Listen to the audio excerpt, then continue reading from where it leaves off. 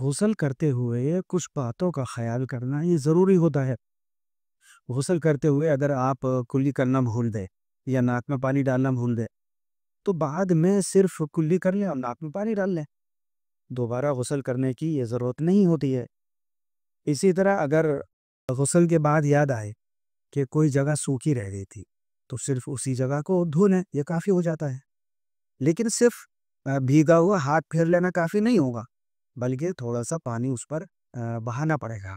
اسی طرح انگوٹھی چھلا اگر تنگ ہو تو اس کو ہلانا اور اس کے نیچے پانی پہنچانا یہ بھی ضروری ہے۔ عورتیں بالیاں پہنے ہوئے ہوتی ہیں، نتھ وغیرہ پہنے ہوئے ہوتی ہیں، تو ان کو ہلانا بھی ضروری ہے تاکہ پانی سوراخ کے اندر چلا جائے۔ اور بالیاں اگر نہیں بھی پہنی ہوں تب بھی سوراخوں میں پانی ڈال لینا چاہیے۔ اسی طرح ناخن پالش ہوتی ہے، یہ بدن تک پانی پہنچنے نہیں دیتی ہے، اس لیے اس کو چھٹا کر اور ناخن تک پانی پہنچانا یہ ضروری ہوتا ہے۔ اس کے علاوہ کوئی بھی چیز اگر ایسی ہو کہ وہ پانی کو بدن تک پہنچنے میں رکاوٹ بنتی ہے تو اس کو یہ ہٹانا یہ ضروری ہوتا ہے، ورنہ غسل نہیں ہوگا۔